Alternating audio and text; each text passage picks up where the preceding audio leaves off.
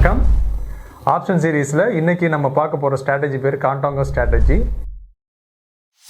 இப்போ இதுக்கு முன்னால் நம்ம நார்மலாக எல்லோரும் கொடுக்குற ஸ்ட்ராட்டஜி பார்த்திங்கன்னா ஸ்ட்ராடில், ஸ்ட்ராங்கிள், அயன் ஃப்ளே அதை எப்படி யூஸ் பண்ணுறதுன்ற strategy video, back test video ஏற்கனவே போட்டிருக்கோம். அந்த வீடியோ பார்க்காதவங்க அதுக்கான லிங்கை டிஸ்கிரிப்ஷனில் கொடுக்குறோம், அதை பாருங்கள்.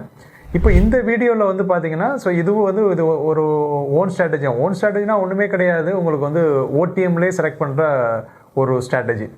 ஓடிஎம்மில் எப்படி நம்ம பண்ணால் ஸ்ட்ராட்டஜி பண்ணோம்னா எப்படி நமக்கு லாபம் கிடைக்கும் அப்படின்றத பற்றினா இதில் பார்க்கலாம். பொதுவாக எப்படி ஸ்ட்ராட்டஜி பில்ட் பண்ணுவாங்க அப்படின்னு கேட்டிங்கன்னா, ஒன்று அப் ட்ரெண்டுக்கு பில்ட் பண்ணுவாங்க, இல்லைனா டவுன் ட்ரெண்டுக்கு பில்ட் பண்ணுவாங்க, இல்லைனா சைட் வைஸ்க்கு பில்ட் பண்ணுவாங்க. பெரும்பாலான செல்லர்ஸ் சைட் வைஸில் தான் பண்ணுவாங்கன்னு சொல்லியிருக்கேன். இப்போது இதில் 2 காம்பினேஷன்ஸ் இருக்குது. அதாவது ஒன்று சைட் வைஸு, ஒன்று அப் ட்ரெண்டுனா மேலே போகிறது, இன்னொன்று டவுன் ட்ரெண்டு.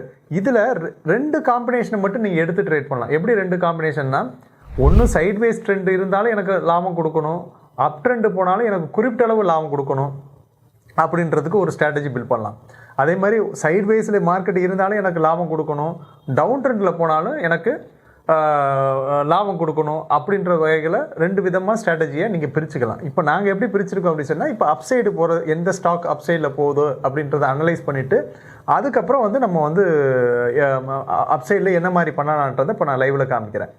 இப்போது உங்களுக்கு நான் காமிச்சிட்டு இருக்கிறது பார்த்தீங்கன்னா போர்ட்டலு. அது ஆக்சுவலாக ஏற்கனவே காலையிலே நான் ட்ரேட் பண்ணிட்டேன். இருந்தாலும் அந்த ட்ரேட் பண்ணது எப்படின்றத நான் ஆப்ஷனில் போய் சொல்லிடுறேன். சரி, எப்படி பண்ணலான்றதை சொல்லிடுறேன். அதுக்கு முன்னால் நம்ம பார்க்க வேண்டியது என்னென்னா, அந்த பர்டிகுலர் ஸ்டாக் நான் இப்போ எதுக்கு இந்த பொசிஷன்ஸை எடுத்திருக்கேன் அப்படின்னு கேட்டிங்கன்னா, மார்க்கெட் குறிப்பிட்ட அளவு தான் டவுன் வரும், அதுக்கப்புறம் மேலே போகிறதுக்கான வாய்ப்புகள் இருக்குது. இப்போ மிட்டில் இருக்குது. இங்கேருந்து மேலே போனாலும் எனக்கு ஒரு குறிப்பிட்ட ஸ்டேஜ் வரைக்கும் பணம் கிடைக்கணும், இல்லை இங்கேருந்து கொஞ்சம் குறிப்பிட்ட ஸ்டேஜ் கீழே வந்தாலும் எனக்கு பணம் கிடைக்கணும். ஸோ அதை நான் டிசைட் பண்ணிட்டு அந்த ரேஞ்சை ஃபிக்ஸ் பண்ணிவிட்டு அதுக்கு தகுந்த மாதிரி நான் ஸ்ட்ராட்டஜி பில்ட் பண்ணியிருக்கேன். சரி, ஓகே. இப்போ மார்க்கெட்டு நான் எப்படி இது ஆகுது, மேலே போகுமா கீழே வருமா, அதை எப்படி அனலைஸ் பண்ணுறதுன்றதை நம்ம இப்போ பார்க்கலாம். இப்போது நான் எடுத்துருக்கிறது பார்த்தீங்கன்னா ரிலையன்ஸோட சார்ட்டு போடுறேன். ரிலையன்ஸ் சார்ட்டில் பார்த்தீங்கன்னா நான் பெரும்பாலும் லாங் டேர்ம்லையோ பார்க்குறதுக்கு பார்த்தீங்கன்னா யூஸ் பண்ணுறது நான் லைன் சார்ட் யூஸ் பண்ணணும்னு சொல்லியிருக்கேன். கேண்டி 6 நான் லைன் சார்ட்டாக மாற்றிடுறேன். லைன் சார்ட்டை மாற்றும் போது பார்த்தீங்கன்னா இங்கே பாருங்கள், ஒரு டபுள் பாட்டம் உருவாயிருக்கு, மார்க்கெட் மேலே போயிருக்கு. எனிவே 2318 இருக்க மார்க்கெட் 2200 வரைக்கும் வர்றதுக்கான வாய்ப்புகள் இருக்குது. என்னோட கணிப்பில் இந்த நெக்லைன் 2234, இதை பிரேக் பண்ணுறதுக்கான வாய்ப்புகள் இல்லை. 2200 வர்றதுக்கான வாய்ப்புகள் இருக்குது. நீங்கள் இந்த லைன் சார்ட்டில் பார்த்தீங்கன்னா உங்களுக்கு லெவல் பார்த்தீங்கன்னா 2202. அப்போ நான் ஒரு அப்ராக்சிமேட்டாக கீழே வந்தால் 2200 வரைக்கும் வரும் அப்படின்றத நான் எடுத்துக்கிறேன். அதே மாதிரி இந்த லைன் சார்ட்டில் பார்த்தீங்கன்னா 2406 ஃபஸ்ட் லெவலாகவும், அதுக்கப்புறம் பார்த்தீங்கன்னா 2500, அதுக்கப்புறம் பார்த்தீங்கன்னா 2600 இந்த லெவல்லாம் இருக்குது. இந்த லெவல் காம்பினேஷன்ஸ் எல்லாத்தையும் வச்சுட்டு அதுக்கு தகுந்த ப்ரீமியம் மேட்ச் ஆகிறது மாதிரி பார்த்து அதில் எப்படி பண்ணுறன்றதை நம்ம இப்போ பார்க்கலாம். ஓகேங்களா? இப்போது இதில் ஃபஸ்ட்டு நான் என்ன சொல்லியிருந்தேன் அப்படின்னு கேட்டிங்கன்னா, இப்போ நான் ஆப்ஷன்ஸில் போகிறேன். ஸ்ட்ராட்டஜி பில்டர் உங்களுக்கு புதுசாக ஓப்பன் பண்ணி பண்ணுறேன்.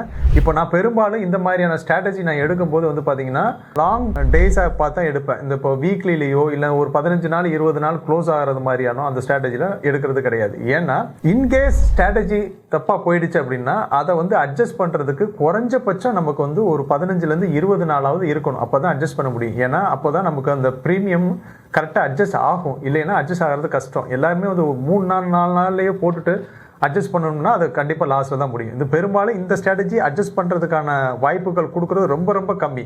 ஏன்னா இந்த ஸ்ட்ராட்டஜியை பொறுத்த வரைக்கும் நம்ம எங்கே எக்ஸிட்ன்றது ப்ராப்பராக தெரிஞ்சிடும். ஒன்று கீழே எந்த லெவலில் எக்ஸிட்டு, மேலே எந்த லெவலில் எக்ஸிட்ன்றது தெரிஞ்சிடும். ஸோ அப்படி பார்த்ததுன்னா இந்த லெவல் பிரகாரம் பார்த்தீங்கன்னா 2200 வரைக்கும் மார்க்கெட் கீழே வரலாம், மேலே போனால் 2600 வரைக்கும் மேலே போகலாம்.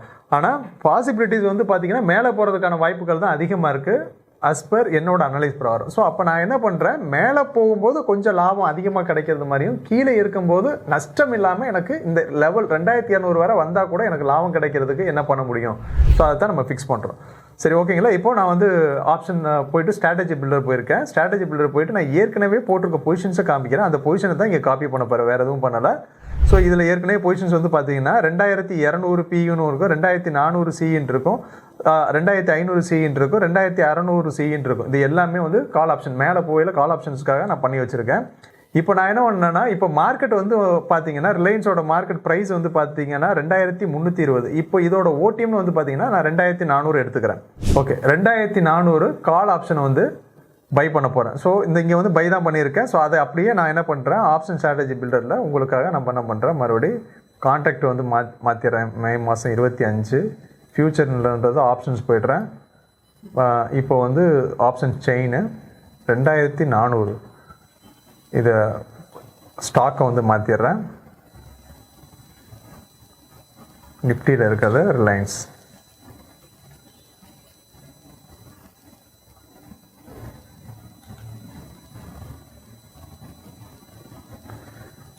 ரிலையன்ஸ் போட்டால் கான்ட்ராக்டு 25 மே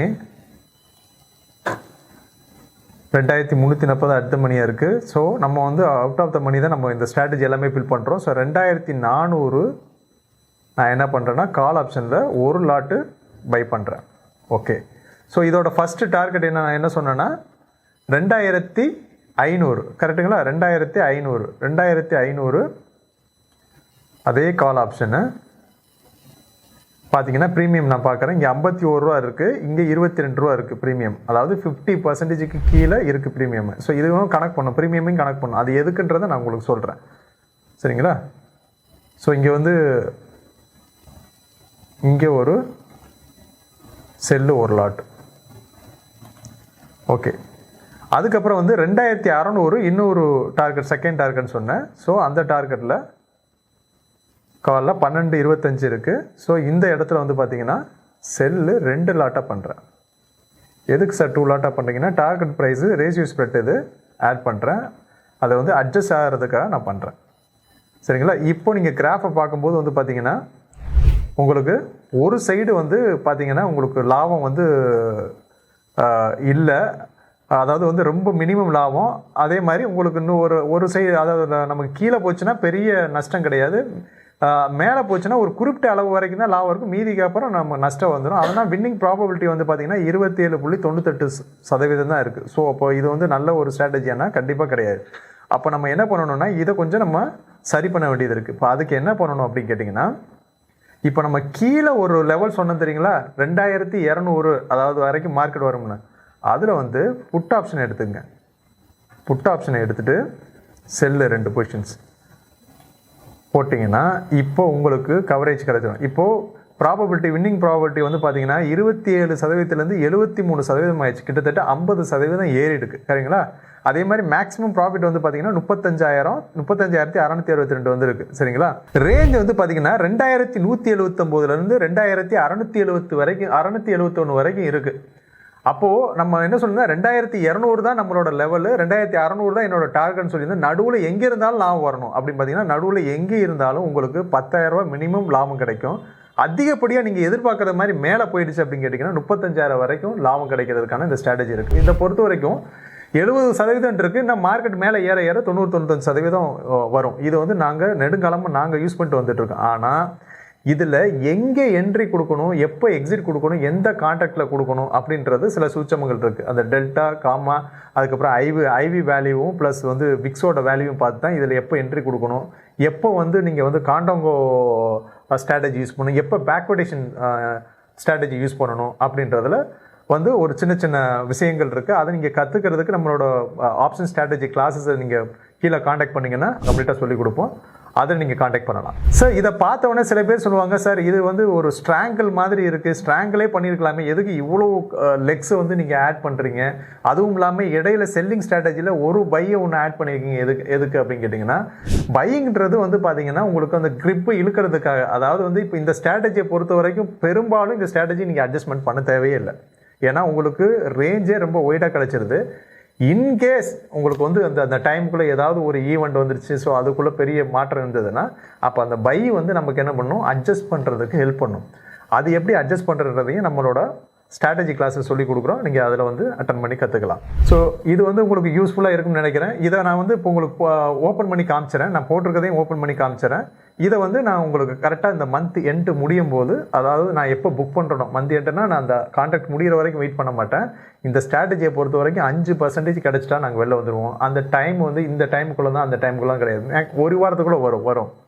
நாங்கள் இப்போ இந்த ஸ்ட்ராட்டஜியை வந்து எவ்ரி வீக் வந்து ரோல் ஓவர்னா நெக்ஸ்ட் கான்ட்ராக்ட் மாற்றுறது மாதிரிலாம் சில ஸ்ட்ராட்டஜிஸ் இருக்குது. அது வந்து நம்மளோட ஆப்ஷன் ஸ்ட்ராட்டஜி கிளாஸஸில் இருக்குது. ஸோ அது சொல்லிக் கொடுப்போம். இது வந்து இப்போ உங்களுக்கு காமிக்கிறதுக்காக நான் பண்ணி வச்சுருக்கேன். ஸோ இப்போ இந்த ஸ்ட்ராட்டஜி நீங்கள் பார்த்துங்க. இந்த பொசிஷன்ஸ் நான் போட்டிருக்கேன். உங்களுக்கு என்னென்ன சொல்லணும் அதை மறுபடியும் சொல்கிறேன். அது கிளியராக இருக்கும் பாருங்கள். இப்போ நம்ம பார்த்துட்டு இருக்கிறது வந்து பார்த்தீங்கன்னா ஜெரோதா என்னோட ஓன் போர்ட்டலில் காமிச்சிட்டு இருக்கேன். 2400 ஓடிஎம் பை பண்ண சொல்லியிருந்தேன். மார்க்கெட் ப்ரைஸ் வந்து பார்த்தீங்கன்னா 2322. ஸோ 2400 கால் ஆப்ஷனில் ஒரு லாட்டு நான் பை பண்ணதை காமிச்சேன் ஆப்ஷன் ஸ்ட்ராட்டஜியில். அதுதான் இப்போ லைவில் நீங்கள் பார்த்துட்டு இருக்கீங்க. என்ன பிரைஸில் வாங்கியிருக்கேன்னா 55. இந்த ப்ரீமியமே நம்ம கனெக்ட் பண்ணணும். எதுக்கு கனெக்ட் பண்ணணுன்றது நம்ம சொல்லிடுறேன். சரிங்களா? 55. அடுத்தது என்ன சொன்னேன், டார்கெட்டில் நம்ம செல் பண்ணணும். சிஏ செல் பண்ணணும்னு சொல்லியிருந்தேன். ஃபஸ்ட்டு டார்கெட் 2500, ரெண்டாவது டார்கெட் 2600. ஸோ ஃபஸ்ட்டு டார்கெட் 2500 வந்து பார்த்தீங்கன்னா நம்ம வந்து ஒரு செல் பண்ணியிருக்கோம். சிஏ செல் பண்ணும்போது நமக்கு கிடைச்ச ப்ரீமியம் வந்து பார்த்தீங்கன்னா 26. ஸோ இப்போ நம்ம எவ்வளோ ரூபா கொடுத்துருக்கோம், 55 ரூபா கொடுத்துருக்கோம், 26 ரூபா தான் நம்ம வந்து வாங்கியிருக்கோம். சரிங்க? அடுத்து என்ன பண்ண, ரெண்டாவது டார்கெட் வந்து பார்த்தீங்கன்னா 2600. அதில் வந்து பார்த்தீங்கன்னா 12 ரூபா நமக்கு ப்ரீமியம் கிடச்சிருக்கு. அப்போது அதில் வந்து 2 லாட்டு பண்ணதுனால 12 × 2 போகையில் 24 ரூபா நமக்கு கிடச்சிருக்கு. அப்போ 24 ரூபா 26 ரூபாயும் சேர்த்து பார்த்தீங்கன்னா 50 ரூபா. அதில் வந்து பார்த்தீங்கன்னா 55 ரூபா. ஸோ 55 ரூபா நம்ம கொடுத்துருக்கோம், 50 ரூபா நம்ம வாங்கியிருக்கோம். ஸோ இப்போ இதில் வந்து பார்த்தீங்கன்னா 5 ரூபா மட்டும்தான் நமக்கு ப்ரீமியம்லாம் நஷ்டம். ஸோ அதனால் கொஞ்சம் பேலன்ஸ்டாக இருக்கும். ஸோ இதுக்காக தான் இது.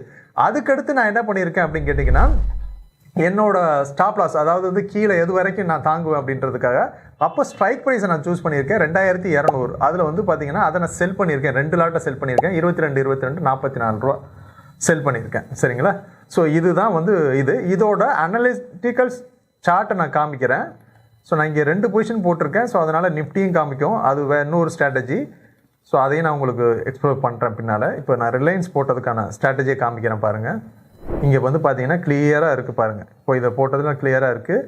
என்னோட ரேஞ்ச் வந்து பார்த்தீங்கன்னா 2180 2670. ஏன்னா நான் காலையில் போட்டதுனால. அதே ஆப்ஷனில் உங்களுக்கு நான் போட்டிருக்கும் போது இங்கே வந்து பார்த்தீங்கன்னா 2179 2671. ஏன்னா இது ரெக்கார்ட் பண்ணுறது 2.25 ரெக்கார்ட் பண்ணுறோம். ஸோ அந்த டைமில் இது எடுத்தது.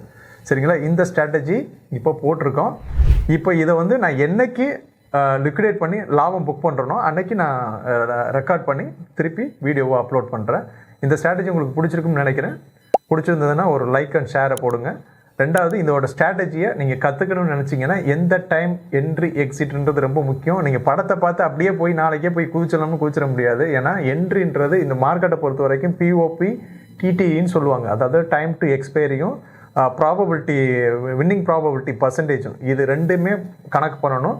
அதுக்காக நம்ம என்ன பண்ணோம், எந்த டைம் எந்த கான்ட்ராக்டில் என்ட்ரி ஆகணும், எப்போல்லாம் நம்ம வெளியில் வந்துடணும், எப்போல்லாம் நமக்கு அகேன்ஸ்டாக போனால் என்னென்ன பண்ணணும், நம்ம பேக்கப் அட்ஜஸ்ட்மெண்ட் பண்ணுன்றதை முன்னாலே தெரிஞ்சிருக்கணும். அப்போ தான் நீங்கள் ரிஸ்க்கை ப்ராப்பராக ஹேண்டில் பண்ண முடியும். லாபம் கிடைக்கிறது மட்டும் நோக்கம் கிடையாது. ரிஸ்க் வந்து அதை எப்படி ஹேண்டில் பண்ணுறதுன்னு தெரிஞ்சால் தான் நல்ல ட்ரேடர் ஆக முடியும். நன்றி, வணக்கம். இன்னொரு வீடியோவில் பார்ப்போம்.